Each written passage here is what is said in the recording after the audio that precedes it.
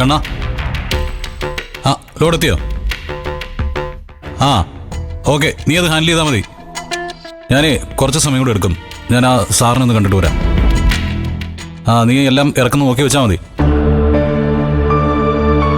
ആ ശരിയെന്നാ. ആ ശരിയെന്നാ, ഓക്കെ. ഞാൻ വിളിക്കാം.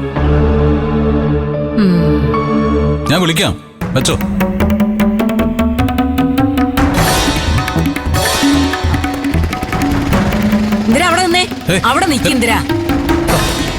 എന്താ മാനുമേ ഇത്?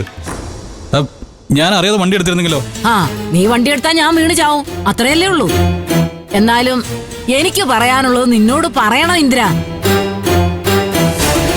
അമ്പലത്തിൽ വെച്ച് ഞാൻ അമ്മയോട് സത്യം ചെയ്ത കാര്യമാണെങ്കിൽ അത് എന്റെ ഒരു അഭിനയമായിരുന്നു ഭാനുമ്മേ.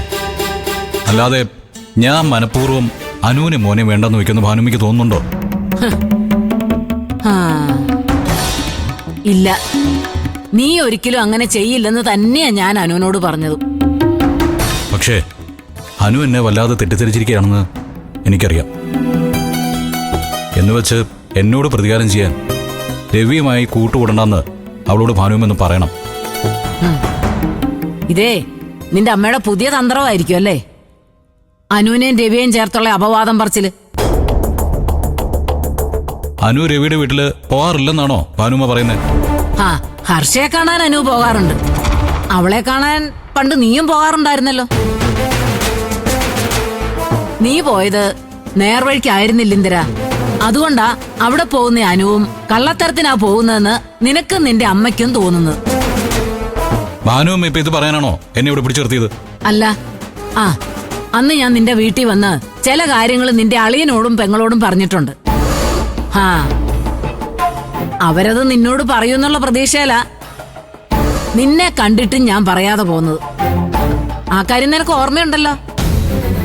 ആ ഭാനുമ്മ ഒരു കാര്യമില്ലാതെ എന്നോട് ദേഷ്യപ്പെട്ടു പോയതല്ലേ? നിങ്ങള് വെറുതെ വിശേഷങ്ങൾ അറിയാൻ വന്നതെന്നാണല്ലോ സോന എന്നോട് പറഞ്ഞത്. അവൾ അതേ പറയൂ. അവക്കേ അവളുടെ അമ്മയെ രക്ഷിക്കണ്ടേ. അന്ന് ഞാനോ സോനയോ നിന്നോടത് പറഞ്ഞിരുന്നെങ്കിൽ നീ ഒരിക്കലും നിന്റെ അമ്മയ്ക്ക് വേണ്ടി ഭാര്യയും കുഞ്ഞിനെ ഉപേക്ഷിക്കാമെന്ന് ദൈവസന്നിധിയിൽ പോയി ഉറപ്പ് കൊടുക്കില്ലായിരുന്നു ഇന്ദിര. അല്ല എന്താ ഭാനുമ്മേ, എന്താ നിങ്ങൾ അന്ന് വീട്ടിൽ വന്ന് പറഞ്ഞത്? ഇനിയെങ്കിലും നിങ്ങൾ അത് എന്നോടൊന്ന് പറ. ഞാൻ എന്താണ് പറഞ്ഞതെന്ന് നീ നിന്റെ അനിയനോടും പെങ്ങളോടും ചോദിക്കും. അവര് പറഞ്ഞില്ലെങ്കിൽ പ്രതിഭയോട് ചോദിക്കണം.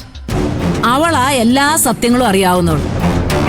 ആ ഒരു കാര്യം കൂടി നീ ഓർക്കണം, അനുപമ ഇതുവരെ നിന്റെ അമ്മയ്ക്കെതിരെ ഒരായുധമായി ഇത് ഉപയോഗിച്ചിട്ടില്ല. എന്നിട്ടും നിന്റെ അമ്മ അവളെ വീട്ടിൽ വന്ന് അപമാനിച്ചപ്പോഴാ എന്റെ ഇഷ്ടത്തിന് ഞാൻ വന്ന് നിന്റെ വീട്ടിലെല്ലാം പറഞ്ഞത്. അതും കൂടി മനസ്സിൽ വെച്ച് വേണം നീ ഇനി അനുപമയെ നിന്റെ അമ്മയെ അളക്കാൻ.